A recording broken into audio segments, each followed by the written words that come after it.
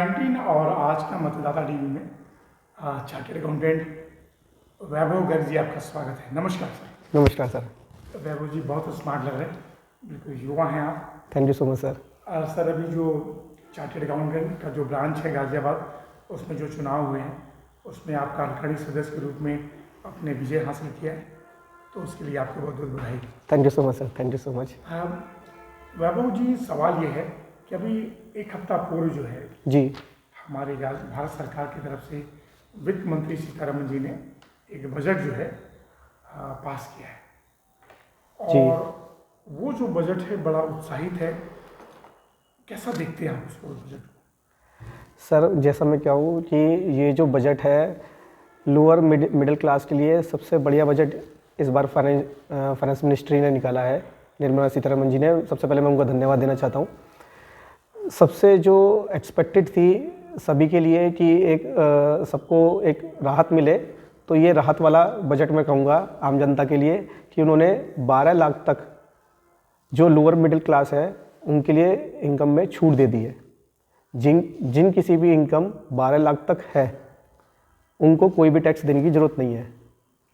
लेकिन इसका मतलब ये नहीं कि जिनकी इनकम 12 लाख से ज़्यादा है उनकी भी इनकम 12 लाख तक फ्री है, वो नहीं।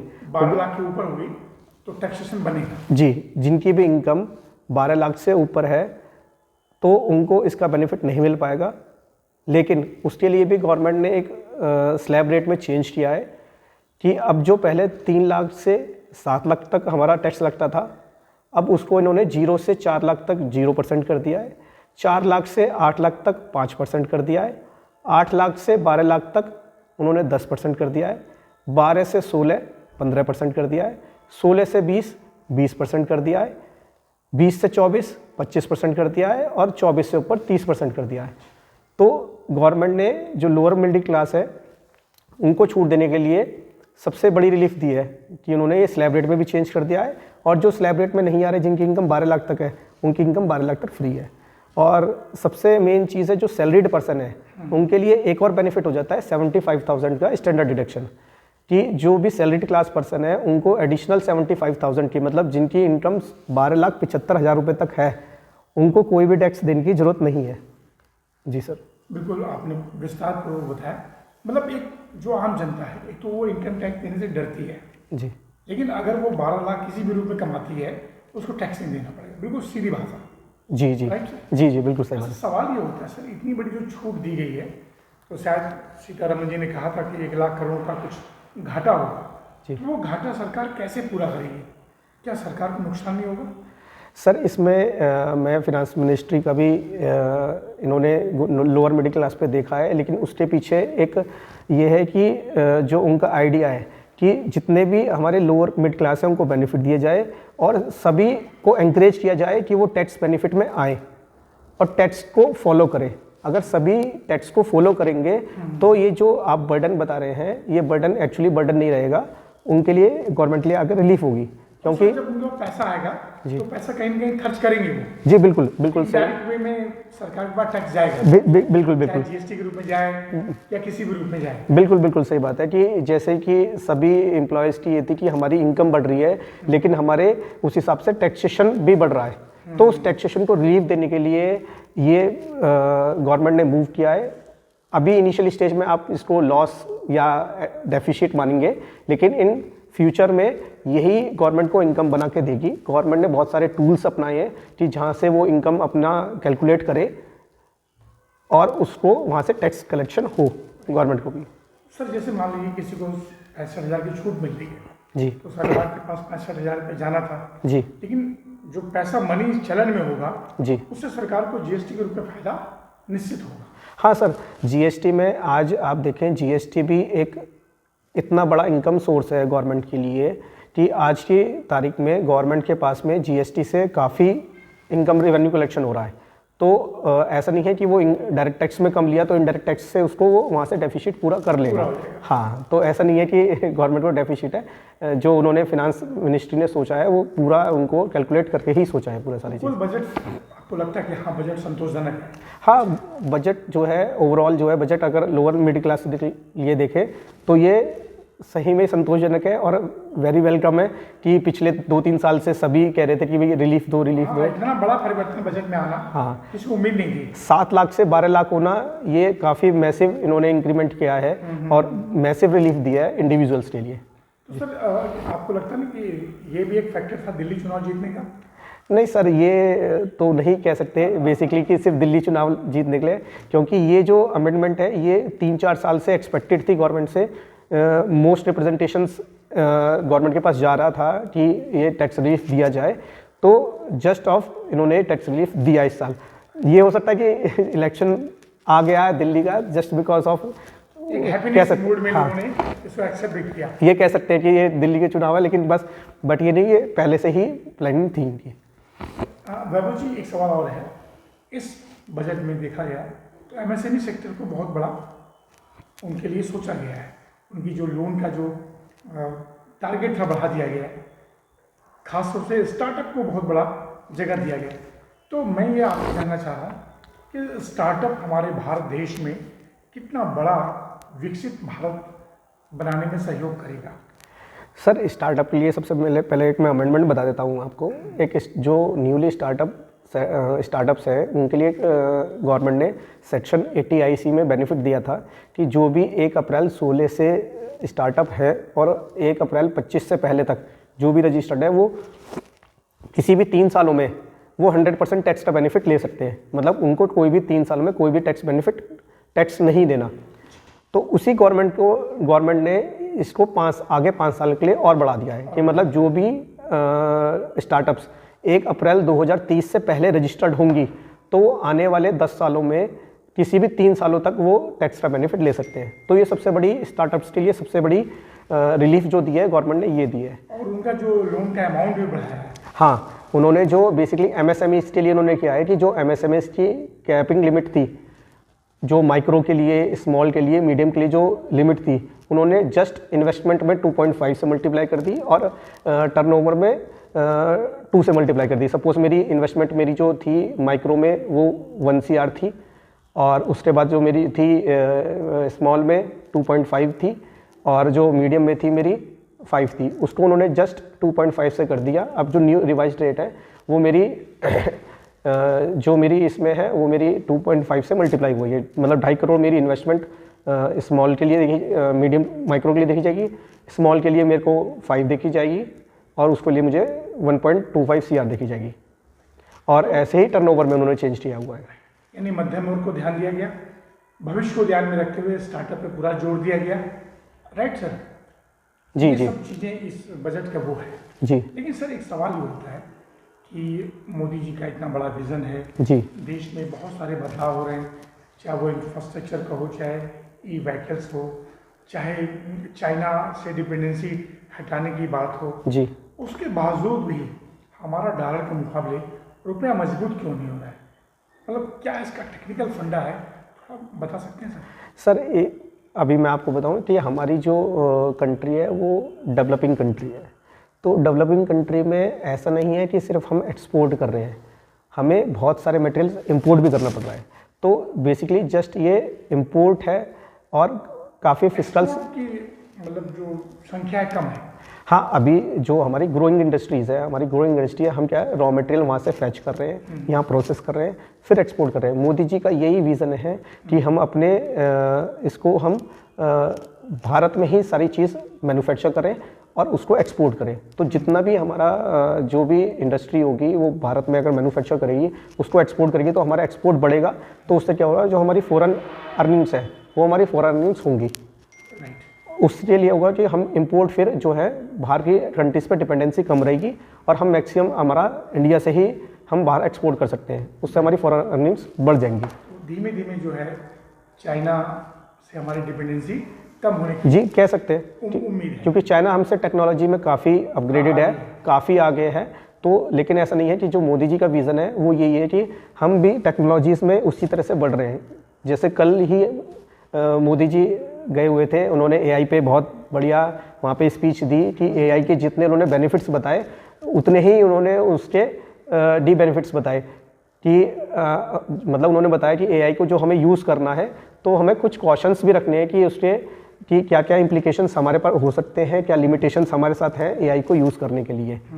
तो एआई हमारे ऊपर हावी ना हो जाए, एआई हमारे पर हावी ना हो जाए। हावी हो जाए। हाँ सर जी उस पर हम बाद में आएंगे। एक बात और पूछना था सर जी कि मोदी जी ने बहुत देश विदेश का दौरा किया, हमारे भारत देश में बहुत बदलाव हो रहा है जी। मेरे ख्याल से इस वाले विजन में।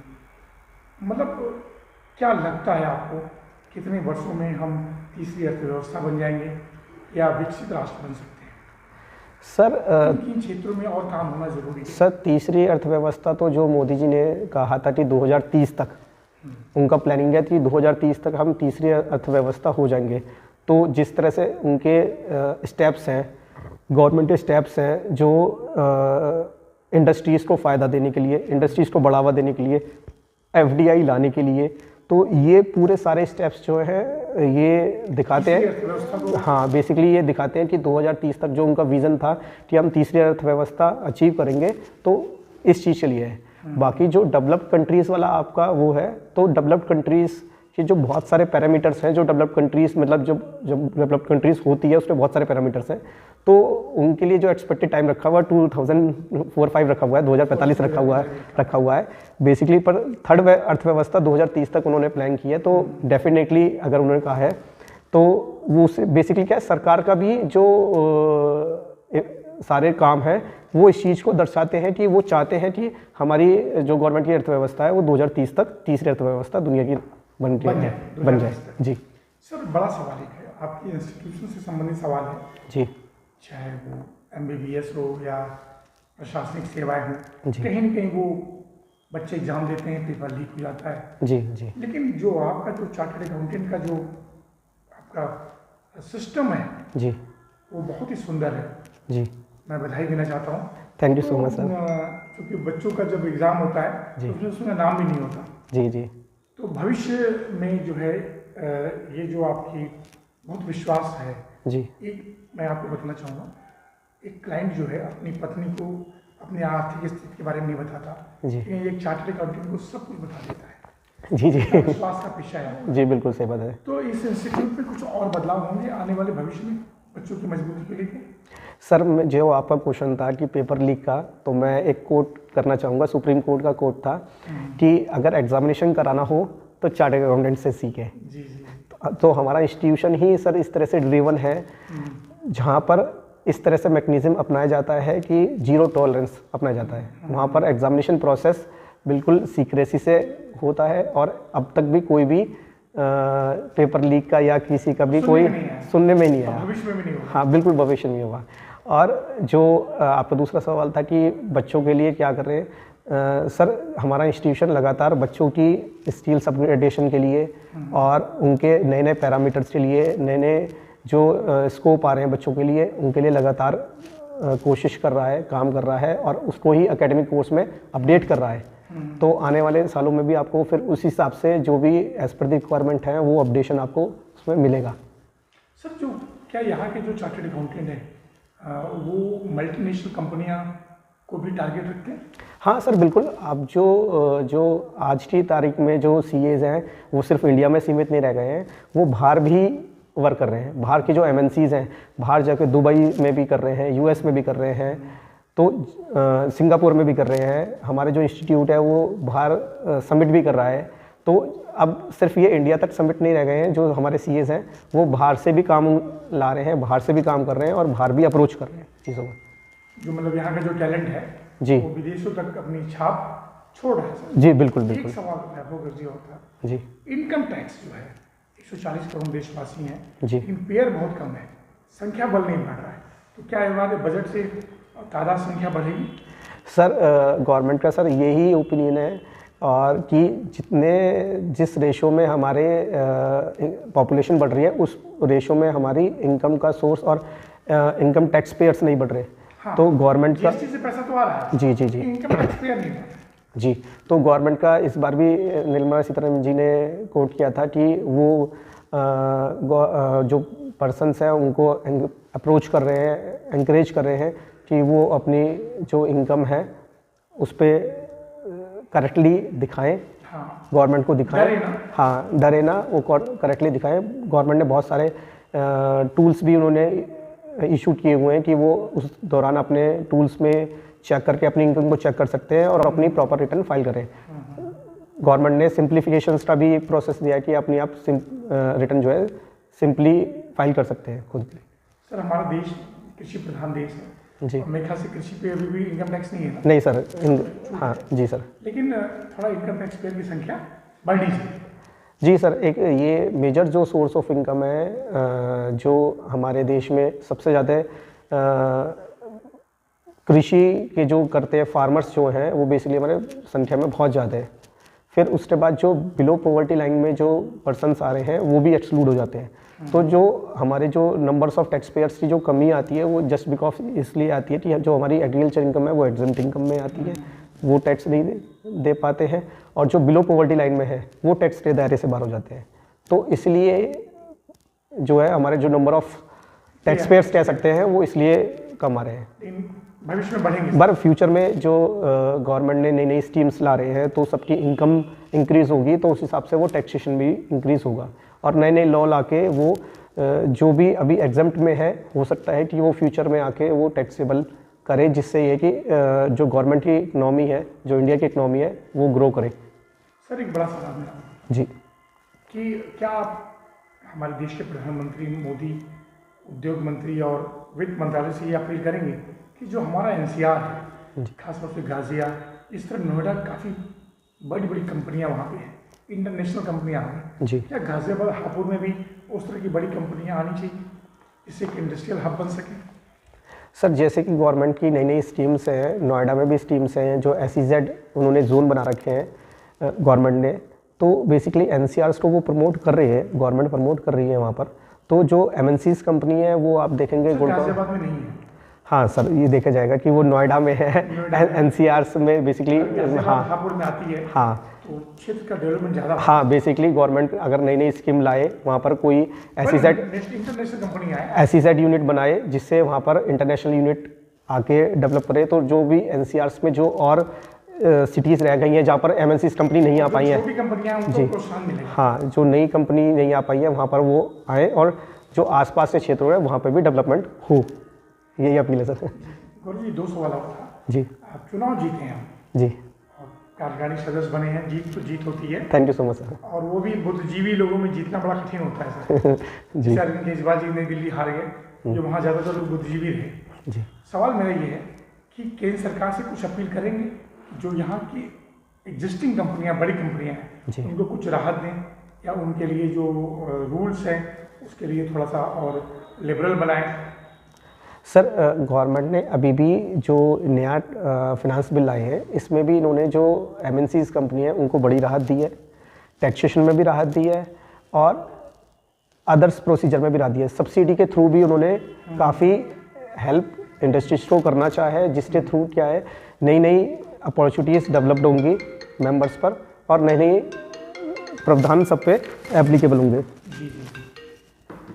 तो जो भी सरकार की जो व्यवस्थाएं हैं जी, जो एग्जिस्टिंग कंपनी के लिए जी, वो इस बार थोड़ा और सुधारात्मक होगा। जी जी, गवर्नमेंट की जो नीति है वो यही दर्शाती है कि वो इंफ्रास्ट्रक्चर डेवलप में हेल्प करे, नई नई इंडस्ट्रीज लगाए और इंडस्ट्री ग्रो करे, जिससे हमारी इंडिया की इकनॉमी ग्रो करे जी, और हमारा डॉलर के मुकाबले रुपया बढ़े जी। लास्ट सवाल सर, GST भी देखते हैं जी सर, बताइए सर। GST में अभी तक ट्रिब्यूनल नहीं बना है जी गाजियाबाद में जी। बहुत सारा पैसा जो है विवादों के कारण चलन में नहीं है जी। अगर वो ट्रिब्यूनल बन जाएगा, जल्दी निस्तारण होगा जी, और पैसा चलन में होगा, तो मांग करेंगे ट्रिब्यूनल के लिए? सर ट्रिब्यूनल की मांग जो हमारे CA प्रोफेशनल्स ने भी करी थी पहले भी, और ये एक्सपेक्टेड है कि सर गाजियाबाद में ट्रिब्यूनल फॉर्म होगी, ये एक्सपेक्टेड है।